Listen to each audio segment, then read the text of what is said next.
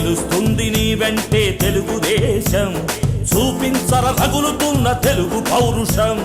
యువశక్తే దేశానికి ప్రాణంరా, నవశక్తే ఎదురులేని బాణంరా, పిలుస్తోంది రారాని తెలుగు. రాష్ట్ర పరిస్థితులు, సమకాలీన స్థితిగతులు యువతను కలవరపరుస్తున్నాయి. ఈ తరుణంలో రాజకీయ తెరపై నవతర నాయకుని కోసం యువతరం తప్పిస్తోంది. యువరాజా మేలుకో, యువత అభ్యర్థనను అర్థం చేసుకో, ప్రత్యక్ష రాజకీయాల్లో పాలు పంచుకో. గమ్యం మనది, భవిత మనది, తిరుగులేని మార్గం మనది. రా కదలిరా, భవిష్యత్తు రాజకీయాలను శాసించు. యువతరం విన్నపాన్ని మన్నించి మీ ఆలోచనలకు కార్యరూపం చేద్దాం. నవ సమాజ స్థాపనకు కంకణం కట్టుకుందాం. ప్రజాహితం మన అభిమతం, జనం కోరుకున్న విధంగా నడుద్దాం. బడుగు బలహీనుల అభ్యున్నతి కోసం పాటుపడదాం. పేద కుటుంబాల్లో వెలుగులు నింపుదాం. ఇలా అని యువత సమాజాన్ని గురించి ఆలోచిస్తోంది. తమ కలల సాకారానికి యువ సారథ్యాన్ని కోరుకుంటోంది. తెలుగుదేశం పటిష్టత యువత బాధ్యతగా తీసుకుంది. రాజకీయాల్లో మేము సైతం అంటూ గ్రామీణ పట్టణ ప్రాంతాల్లో తెలుగుదేశం పార్టీ పటిష్టత కోసం యువత నడుం బిగించింది.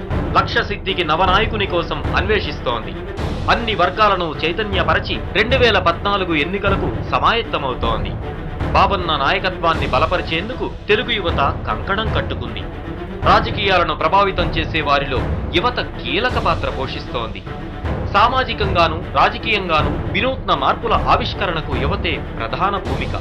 ఇన్నాళ్లు గుంపులో గోవింద అనే యువత ఇప్పుడు సమాజ అభ్యున్నతి కోసం ఆలోచించే ప్రయత్నం చేస్తోంది. ప్రాథమికంగా గ్రామాల అభివృద్ధిపై దృష్టి సారిస్తే రైతులు, మహిళలు, పెద్దలపై ఆధారపడే యువత స్వయం సాధికార సాధనకు కృషి సల్పే విధంగా అడుగులు వేస్తోంది. స్వార్థ రాజకీయాలను దూరం చేయాలని, కుళ్ళు రాజకీయాలను కడిగేయాలని, గ్రామీణ ప్రాంత ప్రజల చైతన్యం భవిష్యత్తు ప్రయోజనాలకు సంకేతమని యువత ఆకాంక్షిస్తోంది. ప్రజానాయకుడు చంద్రబాబు ప్రజలు ఎవరూ కోరుకోకుండా వారి అవసరాలను గుర్తించి ప్రజల వద్దకు పాలనతో అధికారులను ప్రజల చెంతకు తీసుకొచ్చిన ఘనత ఆయనది.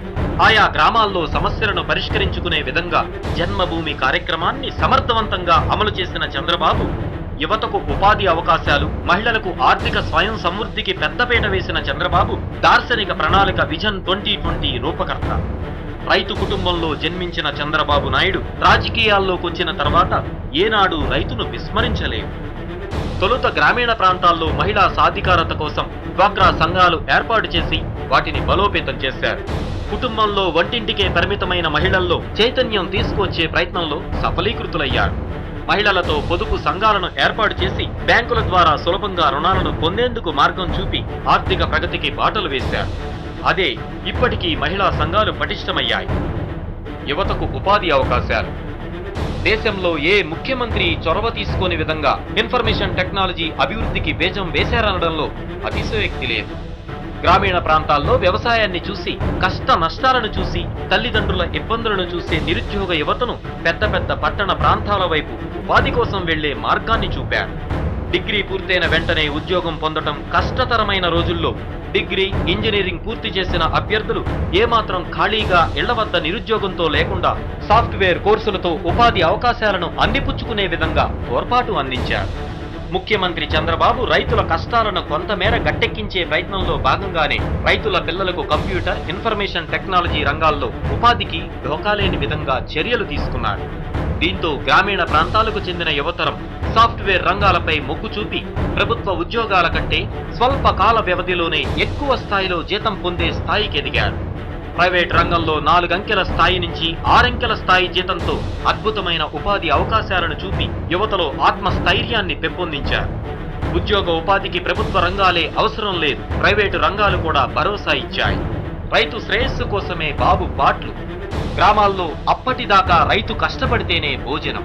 ఇంటి యజమాని కష్టపడి ఇంటికొస్తే భారమైన నిరుద్యోగ పిల్లలు, ఆర్థిక ఇబ్బందులతో చిరాకుగా ఉండే పెళ్లాం, ఇలాంటి పరిస్థితుల్లో రైతు మానసికంగా కుంగిపోయేవాడు. ఇలాంటి పరిస్థితుల్లో చంద్రబాబు ముఖ్యమంత్రి అయిన తర్వాత మహిళలను ఆర్థిక స్వావలంబనకు, యువతకు ఉపాధి అవకాశాలను మెరుగుపరిచి రైతుకు ఇబ్బంది లేకుండా చేశారు. దార్శనిక ప్రణాళికలో రైతులకు సముచిత స్థానం కల్పించాలన్నదే చంద్రబాబు అభిమతం. రైతు ఇంట్లో ఇల్లాలు ఆర్థిక ప్రగతితో సంతోషాన్ని పంచాడు. నిరుద్యోగంతో ఇబ్బంది పడే కొడుకుకు ఉపాధి కల్పించి రైతు మోమున సంతోషం చూశాడు. గ్రామీణ స్థాయి నుంచి యువతను రాజకీయాల్లోకి భాగస్వామ్యపరచి ప్రజాసేవలో నిమగ్నం చేయటం ప్రధాన లక్ష్యం. స్థితిగతులను బట్టి సమస్యలను పరిష్కరించుకోవడానికి గ్రామీణ వ్యవస్థే కీలకం. గ్రామీణాభివృద్ధిలోనూ ప్రజా సంక్షేమ కార్యక్రమాల్లోనూ యువత ప్రధాన భూమిక పోషిస్తే సత్ఫలితాలు సాధ్యం కావడమే కాకుండా యువతకు సమాజాభివృద్ధిపై పౌర బాధ్యత కల్పించే ప్రయత్నం చేస్తున్నారు. ప్రతి గ్రామంలో ప్రజలు ఎదుర్కొంటోన్న ఆరోగ్య సమస్యలను గుర్తించి ఉచిత వైద్య శిబిరాలను ఏర్పాటు చేయడం, వైద్య చికిత్స సమయంలో రక్తం లేకుండా ప్రాణాపాయకర స్థితుల్లో ఉన్న వారిని ఆదుకోవడానికి తెలుగు యువసేనను సమాయత్తపరచనున్నారు. అన్ని గ్రామాల్లో ఏర్పాటయ్యే యువసేన సామాజిక బాధ్యతలను సక్రమంగా నెరవేర్చి ప్రజా విశ్వాసం చూరగొనే ప్రయత్నం చేయనున్నారు. ప్రజలు సంపూర్ణ ఆరోగ్యంగా ఉన్నప్పుడే సమాజం చక్కగా అభివృద్ధి చెందుతుంది. ఎన్టీఆర్ ట్రస్ట్ ద్వారా ప్రత్యేక వైద్య శిబిరాలు, రక్తదాన శిబిరాలతో సామాజిక బాధ్యత నెరవేర్చే ప్రయత్నంలో యువత కార్యాచరణ ప్రణాళికను రూపొందించింది. దేశానికి వెన్నెముక రైతు. ఆ రైతు ఇబ్బంది పడకుండా పరిస్థితులకు అనుగుణంగా పంటలు సాగు చేసుకుని లబ్ధి పొందే విధంగా నిపుణుల సలహాలు, సూచనలతో అన్నదాతల్లో చైతన్యం తీసుకువచ్చే ప్రయత్నం చేయనున్నారు. సాగునీటి ఇబ్బంది లేకుండా ఉన్న వనరులను సక్రమంగా సద్వినియోగం చేసుకుని సత్ఫలితాలను సాధించాలన్నదే లక్ష్యం. చంద్రబాబు నాయుడు హయాంలో రోజుకు 9 గంటల పాటు వ్యవసాయానికి విద్యుత్ సరఫరా చేసేవారు. ఇప్పుడు పరిస్థితి మరీ దిగజారిపోయింది. కేవలం 2 గంటలు కూడా విద్యుత్ లేని పరిస్థితి నెలకొంది. ఇంటికి వెలుగునిచ్చే ఇల్లాలు గ్రామీణాభివృద్ధిలోనూ కీలక పాత్ర పోషించాలి. మహిళా భాగస్వామ్యంతో గ్రామాల్లో సమస్యల పరిష్కారానికి వేదిక ఏర్పాటు.